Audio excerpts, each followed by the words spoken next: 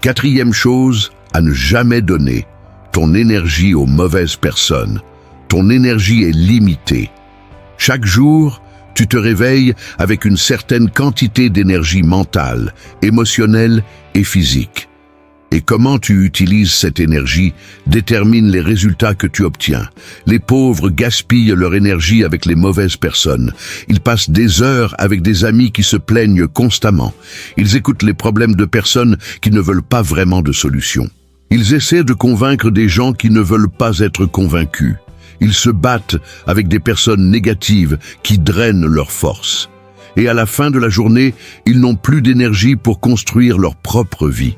Les Juifs ont une sagesse ancienne à ce sujet. Le Talmud enseigne « Éloigne-toi d'un mauvais voisin et ne t'associe pas avec le méchant ».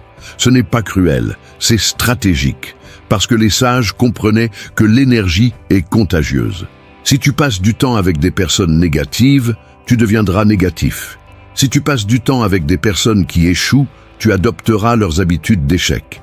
Mais si tu passes du temps avec des personnes qui réussissent, qui construisent, qui avancent, tu absorberas leur énergie. Tu adopteras leurs habitudes. Tu élèveras ton niveau. Il y a un proverbe juif qui dit « Si tu marches avec les sages, tu deviendras sage.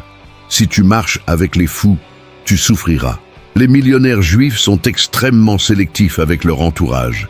Ils ne donnent pas leur énergie à n'importe qui. Ils choisissent délibérément de s'entourer de personnes qui les élèvent, qui les challengent, qui les inspirent, et ils n'ont aucune culpabilité à s'éloigner des personnes toxiques, même si ce sont des membres de leur famille, même si ce sont des amis d'enfance, parce qu'ils savent que leur énergie est trop précieuse pour être gaspillée. Laisse-moi te poser une question directe. Regarde les 5 personnes avec qui tu passes le plus de temps. Maintenant, calcule leur revenu moyen. Il y a de fortes chances que ton revenu soit très proche de cette moyenne. Ce n'est pas une coïncidence, c'est une loi. Tu deviens comme les personnes qui t'entourent. Voici la règle, fais un audit de ton entourage. Identifie les personnes qui te drainent, qui te découragent, qui te tirent vers le bas. Limite ton temps avec elles au strict minimum. Et augmente ton temps avec des personnes qui t'élèvent, qui t'inspirent, qui construisent des choses. Ne donne jamais ton énergie aux mauvaises personnes. C'est le chemin direct vers la pauvreté. 5e chose à ne jamais donner. Ta foi dans le processus. C'est la dernière chose, et peut-être la plus importante. La richesse ne se construit pas en un jour. Elle se construit sur des années, des décennies parfois. C'est un processus lent, progressif, souvent invisible. Et la plupart des gens abandonnent avant de voir les résultats. Ils commencent un projet avec enthousiasme. Ils travaillent dur pendant quelques semaines, peut-être quelques mois. Et quand ils ne voient pas de résultats immédiats, ils abandonnent. Ils passent à autre chose. Ils recommencent à zéro. Et ils ne comprennent pas pourquoi ils n'avancent jamais. Les Juifs ont une patience extraordinaire quand il s'agit de construire la richesse. Une patience qui semble presque surnaturelle pour les autres. Il y a une histoire célèbre dans le Talmud.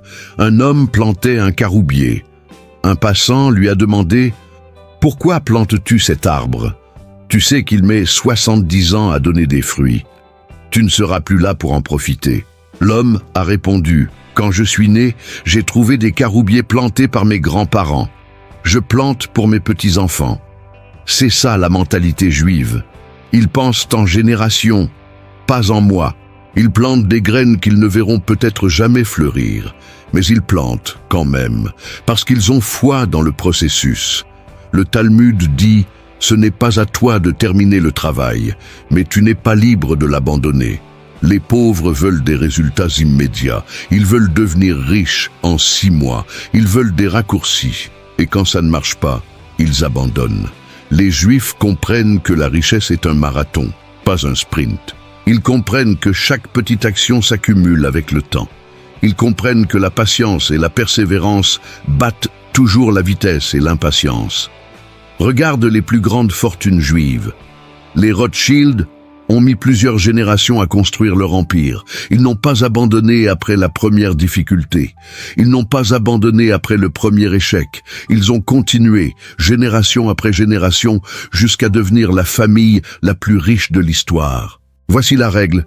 Quand tu commences quelque chose, engage-toi pour le long terme, pas pour 6 mois, pas pour 1 an, pour aussi longtemps qu'il faudra. Et quand les résultats tardent à venir, ne perds pas ta foi dans le processus. Continue à planter, continue à arroser, continue à travailler, parce que celui qui abandonne garantit son échec. Mais celui qui persévère finit toujours par récolter. Ne donne jamais ta foi dans le processus. C'est la dernière barrière entre toi et la pauvreté permanente. Récapitulons les 5 choses que tu ne dois jamais donner si tu veux devenir riche. Première chose, ne donne jamais ton pouvoir de décision. Écoute les conseils, mais prends toujours tes propres décisions. Ne laisse personne décider de ta vie à ta place. Deuxième chose, ne donne jamais ton temps sans valeur en retour. Ton temps est ta ressource la plus précieuse. Protège-le comme un trésor. Troisième chose, ne donne jamais ta réputation. C'est ton actif le plus précieux. Une fois perdue, elle est presque impossible à reconstruire. Quatrième chose, ne donne jamais ton énergie aux mauvaises personnes. Entoure-toi de personnes qui t'élèvent. Éloigne-toi de celles qui te drainent. Cinquième chose, ne donne jamais ta foi dans le processus. La richesse prend du temps. Persévère même quand les résultats tardent à venir. Ces 5 choses semblent simples à comprendre, mais elles sont difficiles à appliquer, parce qu'elles demandent de la discipline, du courage, de la patience. Mais si tu les protèges, si tu refuses de les donner, tu créeras un bouclier autour de ta capacité à construire de la richesse. Un bouclier que rien ne pourra percer. Les Juifs ont compris ces principes il y a des milliers d'années.